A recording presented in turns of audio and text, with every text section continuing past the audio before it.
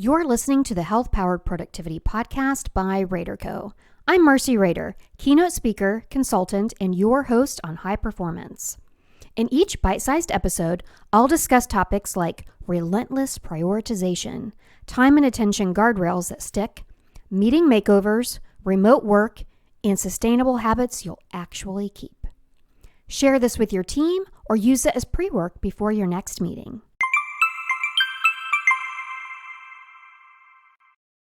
If your attention were a car, most of us are white-knuckling the wheel in rush hour. Horns, brake lights, constant lane changes. But what if, for the next hour, you could merge onto an empty highway and cruise at 70 miles per hour with great gas mileage?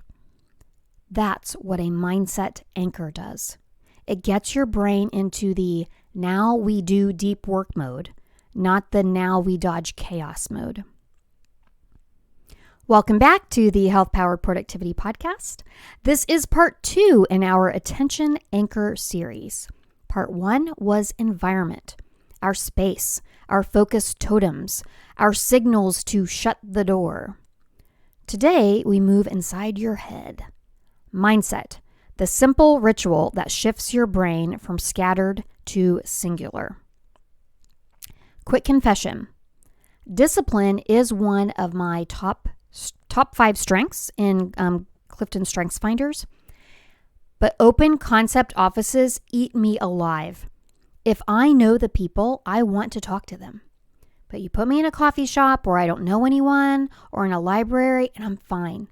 And that is the power of intentional cues. And today we'll build yours. So here's our plan. 3 anchors to lock in your mindset. Name the one thing, seal the channels, start the clock.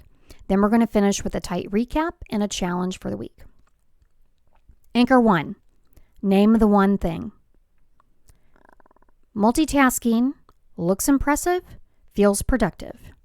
Spoiler, it's neither. You get the gas-guzzling, lane-changing version of yourself, and you arrive late, stressed, and low on fuel. And I apologize for all of the travel by car metaphors. I just can't help myself. Or the analogies. I can't help myself. And this is how I do it when I give presentations, but it makes sense to me when I use these analogies. And when I'm referring to multitasking, what we're really doing is switch tasking, task switching, context switching. That's where we go from email to chat to the project to the email to the chat. We answer a text and it's all just kind of going back and forth and changing context. So we're going to pick one thing, not 2, not I'll just keep Slack open or I'll just have Teams minimized. Just one thing that we're working on. And then you're going to grab an actual piece of paper. And then you're going to do pen to page. Write a sentence that starts with the time and ends with the outcome. For 50 minutes, I will draft the Charlotte Talk outline. For 40 minutes, I'll reconcile Q3 expenses. For 30 minutes, I'll finish the proposal narrative. That sentence is a commitment device.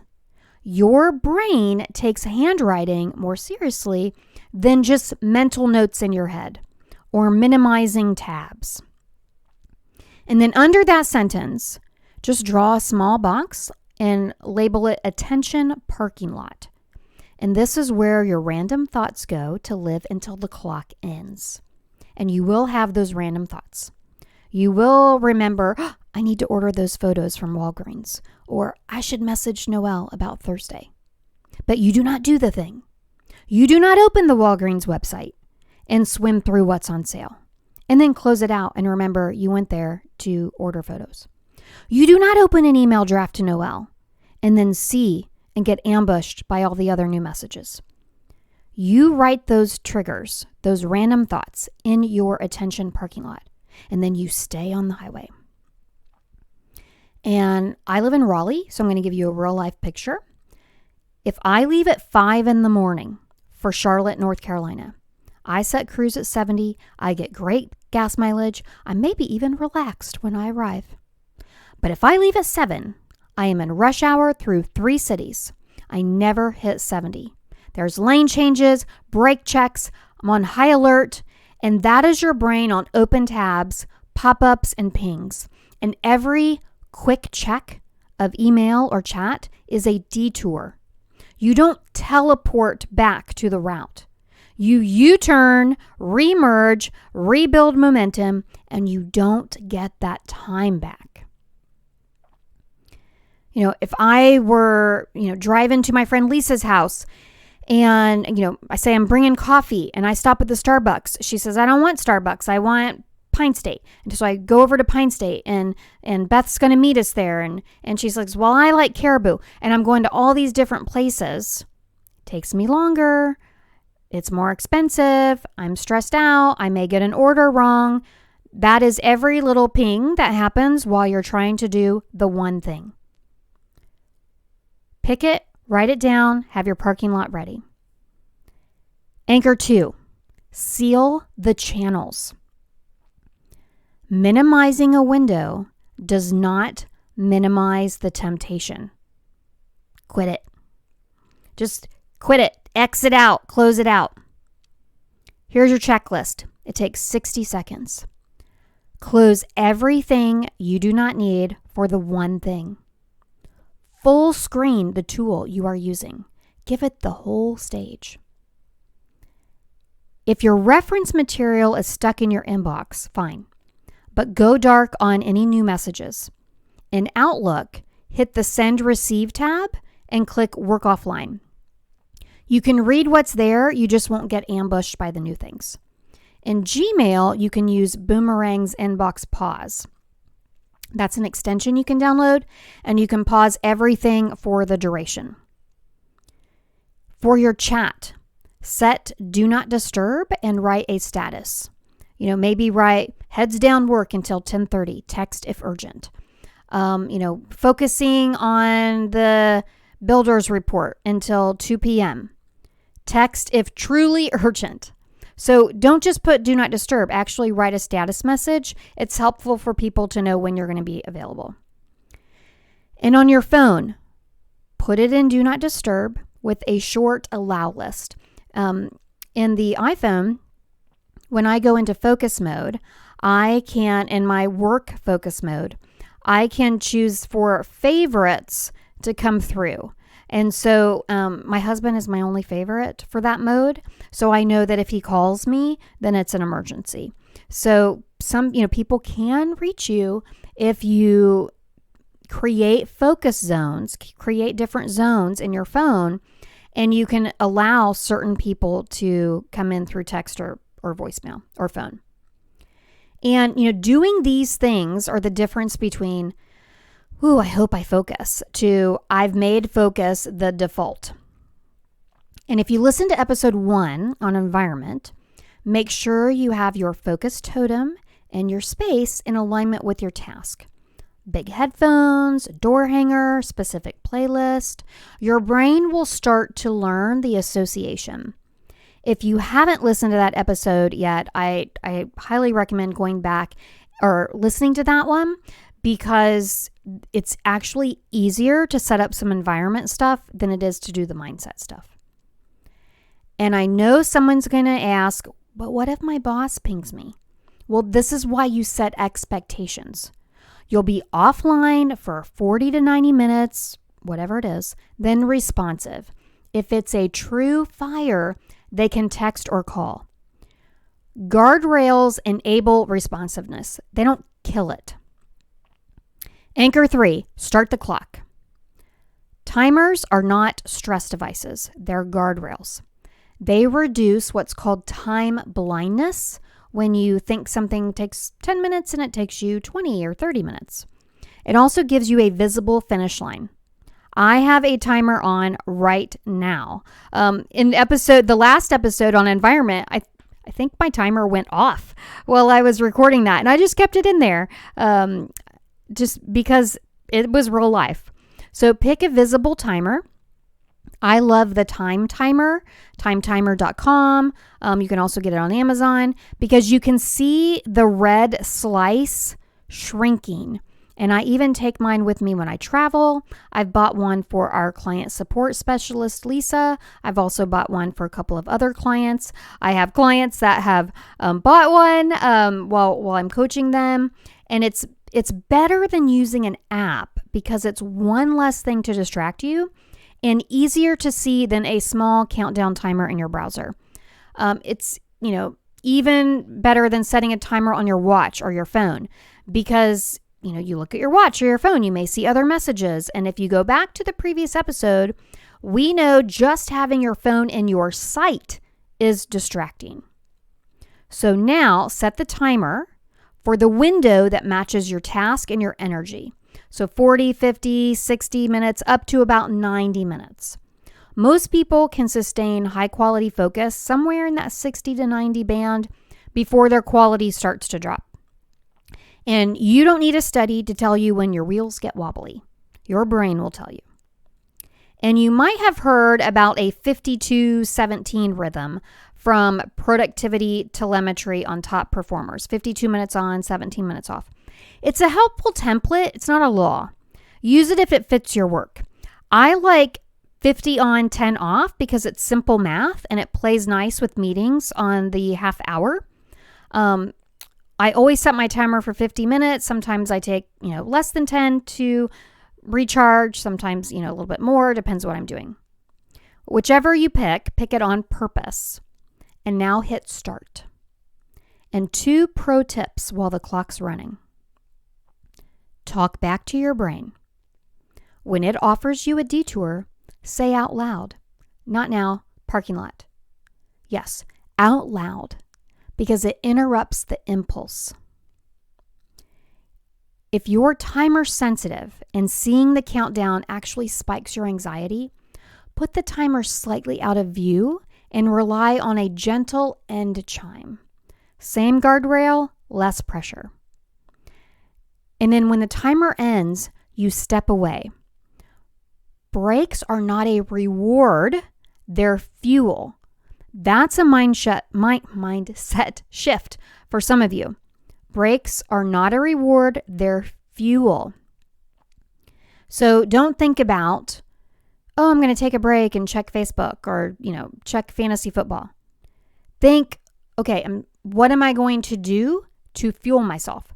Fantasy football and Instagram might feel like rewards, but you know in your heart, they're not fuel. You also know because research tells you that. I digress. Stand up, get water or coffee, stretch, take a short walk if you can. Avoid trolling your inbox or doom scrolling for, just a minute. It's not a break. It's really new stimulus. And even 5 to 15 minutes off screen will reset you better than 5 minutes of scroll. And you may wonder what I do. Well, in addition to the environment triggers, I use our Powered Path playbook, which is part of our Powered Path Goal Achievement Program and online course, and I write down my one thing. In the playbook, we have 6 blocks without time commitments. It doesn't say like 9 to 10, 10 to 11, 11 to 12. It's just blocks, and you can put whatever time you need to put in there if you want to. And so that way, it's whatever block of time available, 45, 50, 75 minutes, etc. And I write the one thing that I'll be working on in that block or the group of things. Like I have in one group, like to me, email responses, LinkedIn, and there was one other quick task that I did today. It was prospect outreach. All of those fit into my 50-minute block. So my block became a communication block. That was my one thing. And so that was my communication block. And the blocks in the Power Path playbook are under the section for top 3 priorities for the day. And so I've had other episodes about, choosing your top 3. But then under the blocks, there's a brain dump section. And that's where my attention parking lot is. And that's where I write down any random thoughts. Most of my time to sprints are 50 minutes with a 5 to 10 minute break. And I'll talk about the break aspect in the next episode. So, what if the one thing is too big? Well, shrink it. If draft the Charlotte talk becomes write the 3 key points and 1 story, the timer is for a chunk, not the whole mountain. What if I absolutely must keep email open? Well, that's when you work offline or you pause if you're in Gmail. You can still read the message you need, you just won't get hit with the new ones mid-paragraph. But what if people think I'm ignoring them? Well, you're not. You're training them. Post a status with your return time, but don't do an out-of-office email reply. Please, for the love of kittens, do not do that. That's so annoying. This is just for chat tools. And then keep your word. If you say you're focusing until 2:30 and then you're not going to be on D&D, then, come off at 2:30. Reliability beats constant availability. And what if I lose the thread after a detour? Well, you will. That's normal. This is why you wrote a single sentence target. Read it. You're back on the highway. And I'm looking at the block for this podcast, and this block was just record podcast. Yesterday I had a focus block that was just write podcast. And then my next block was all the things related to the podcast. Write the show notes, write the YouTube description, create a single email campaign, create the LinkedIn post, write down what I want for an image graphic, write the weekender blurb. Like that became a block because I'm focusing on just the one thing, which is all the things around each episode.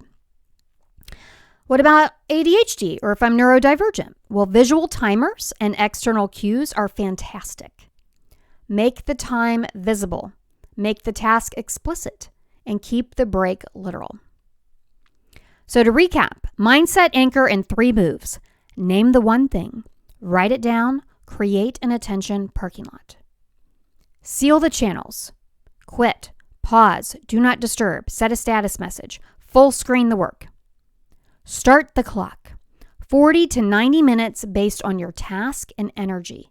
Then take a real break. Relentless prioritization beats endless optimization. You don't need a new app. You need a ritual you can repeat. Your challenge this week is to run this ritual once per day for 5 workdays. Why once? Because I know some of you are just like, an hour of focus time, that's a dream. So once a day, same steps, same sequence. Track your streak on a sticky note. You'll feel the shift by midweek and your output will show it by Friday. And if this helped, share this episode with a teammate who's living in rush hour. Subscribe so you don't miss part 3, where we anchor your energy, how to fuel focus without living on caffeine and adrenaline. And for consulting, training, or coaching about this would be my programs on Elevate Your Focus, Work Well Remotely, or Break Free from Busy, or Everyday Energy. All of those pull some aspect of this podcast episode. Performance, productivity, and presence for your one thing. See you on the highway. Thanks for listening to the Health Powered Productivity Podcast. Show notes link to every tool and takeaway. If you got value, subscribe, leave a review, and pass it along to your team. For more bite-sized tools and ways to work with Rader Co., whether through consulting, coaching, or speaking, visit helloraderco.com.